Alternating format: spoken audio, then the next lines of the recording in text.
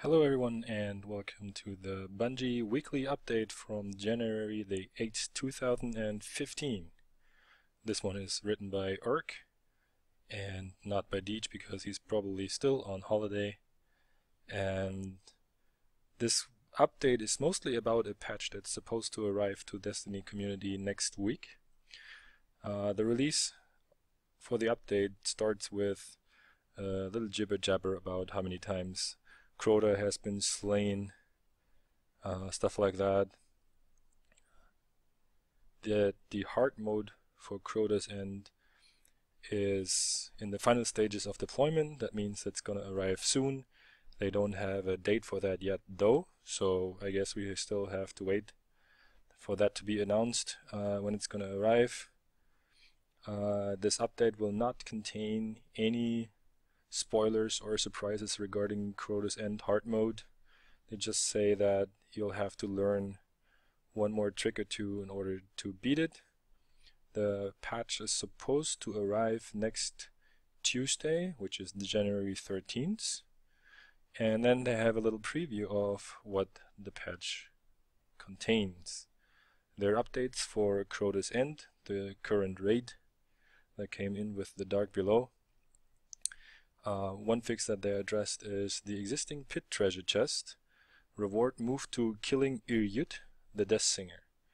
She has a chance to drop exotic weapons and armor, class pieces, and radiant materials. This means that the first chest you opened in... the chest you opened in the pit, the rewards, the exotic rewards it contained formerly are now moving to actually being a reward beating Iryut. And the second update describes that the pit treasure chest will now contain radiant materials, which means that the chest doesn't get removed. It just doesn't contain any exotic drop chance anymore.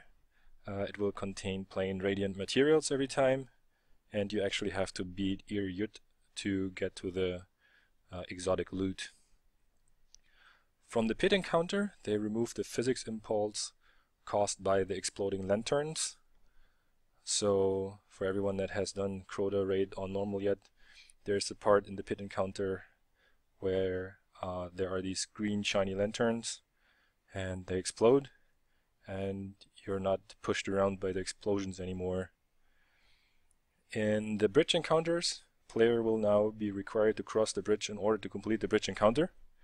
This is an anti-cheese fix that goes alongside with players will now be required to wait for the bridge to be completed prior to crossing with the sword. So you can't cross over to the other side in the bridge encounter with a sword without the bridge being completely formed. So, again, anti-cheese fix that they put in place before Crota's End hard mode. In the Deathsinger Encounter, they fixed the rare carries where the Shriekers would not spawn, preventing players from reaching the Deathsinger. That's obviously a bug that they addressed, and everyone that had it happen to him in the past now will know that this is it should not longer occur anymore.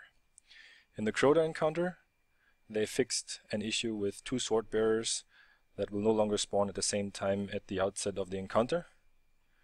So there will only be one sword bearer spawning, or at least that particular instance of the glitch is fixed. Crota will now recover from his kneeling state after a player quits.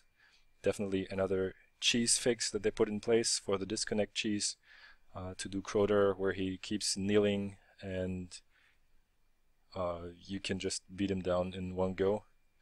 Then they fixed the bug that allowed players to remove the presence of Crota using a Radiant's Warlock Fireborn ability. So you'll always have presence of Crota in that particular instance where you use a Warlock's Fireborn ability when he's skilled Radiance. Doesn't work anymore. And they fixed the bug that made the Oversoul appear destroyed to some players in the fire team when it was actually still active. So that's kind of nice to know that when you see that the Oversoul is destroyed, it is actually destroyed and not causing you to wipe because you see that it is destroyed when it is actually not. And then we have an update to the Vault of Glass, which Bungie described as a bit of a love tab for the Vault of Glass, and it is kind of what people have been asking for all along. The exotic weapons drop in the Vault of Glass are now level 32 as opposed to level 30. So this should render all the upgrade passes that Zur is selling obsolete, so that all the exotic weapons that you find in the Vault of Glass now have a maximum damage of 331 and the like, and you don't need to buy upgrades after you found an exotic in the Vault of Glass already.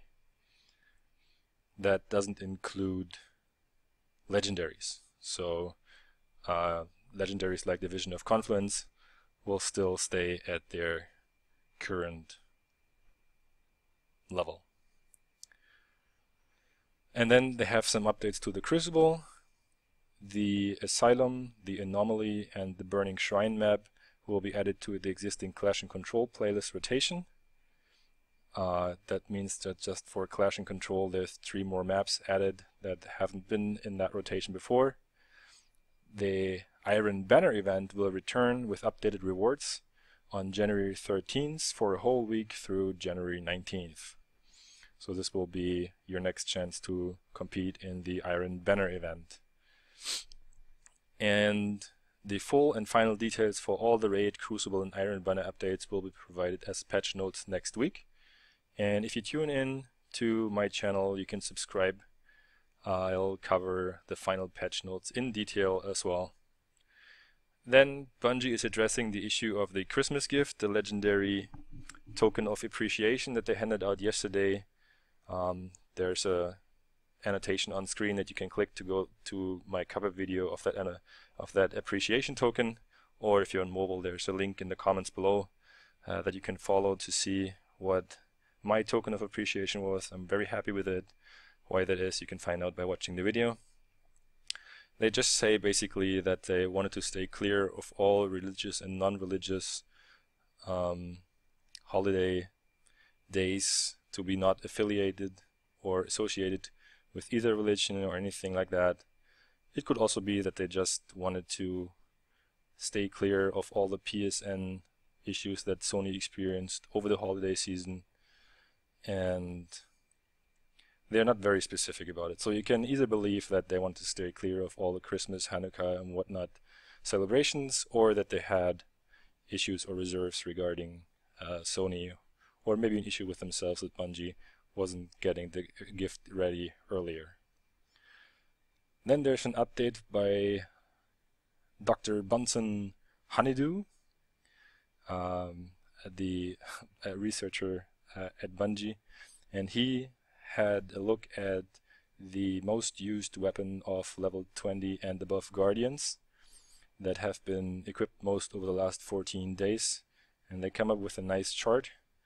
So here's the weapons dealer in the tower. One of his favorite quotes, "Keep that thing oiled, Guardian." And it says the top 10 weapons in the last 14 days for level 20 plus Guardians. For primary weapons, the most equipped primary weapon is the Vision of Confluence, followed by Surus Regime and the Stranger's Rifle. Number 4 goes to Atheon's Epilogue. Number 5 is the Fatebringer Hand Cannon. Number 6, surprisingly, the Galahad E, a rare weapon, followed by the number 7, the Shingen E. And number 8, I guess this is just because of its sole rarity, that not enough users have it to be able to find this weapon higher up in ranks, the Vax Mythoclast. Number 9, Thorn, the exotic hand cannon. And number 10, the Up for Anything, an auto rifle from the Dark Below. I have all 10 on screen right here. You'll find the link, by the way, to this release update or patch update in the comments below. Then they did the same thing for special weaponry. Number 1 goes to Murmur, the Dark Below fusion rifle. Number 2, Icebreaker, the exotic sniper. Number 3, Black Hammer. Number 4, Predith Revenge, all sniper rifles. Patience and Time, On 5, number 6 goes to Hiracon LR5, number 7 to LER 5001, number 8 to Animer E7, and then we have fusion rifles on 9 and 10 with the Dämmerung FR5 and Helios FR5. So the interesting part about this is that there's a fusion rifle on 1 and 9 and 10, and all the rest is sniper rifles. There's no, so there's definitely an overhang towards sniper rifles as preference in the special weaponry department. And then for the Heaven weaponry, we have a rare rocket launcher on 1, the Despot SA5, followed by another rare, the Sultan SA5. And then on 3 we have the Dark Below Hunger of Crota rocket launcher that you get from the Crota's End raid on normal. Number 4, you'll find my personal favorite for heavy weaponry, which is the Hannibal E. On 5, the Dragon's Breath that has been sold by Zur the last time I checked. And on number 6 is the Gjallarhorn Epic rocket launcher or exotic rocket launcher. Love it or leave it. On number 7, the Genghis E heavy weapon machine gun. On number 8, the Heathen Vengeance. Number 9 goes to the one-way ticket 000. And on number 10, the Unfriendly Giant. That's it for the weapon update. And then they have one more statistic when they include all the Kinderguardians, what the primary weapons list would look like. And interesting about this is that the Vision of Confluence is still on position 1 for most used primary weapons, but then on number 2 it's the Kvostov 7G02, which is the rifle that you get handed to you in the very first mission you do in Destiny. And then for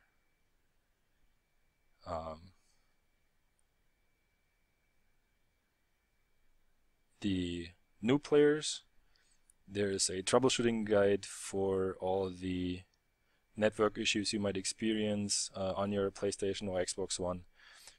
And that concludes this weekly update in the news section, and that also concludes this video.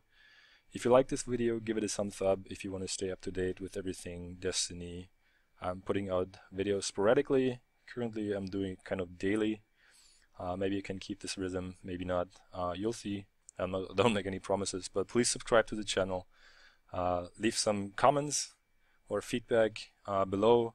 What is your favorite part of this weekly update? I can show you that my favorite part is definitely the tidbit that they added to the Vault of Glass right here. The exotic weapons that drop in the Vault of Glass are now level 32. Let me know what you think about it, and if you're as excited for this upcoming patch as I am. Hope to see you soon, and that's it for today.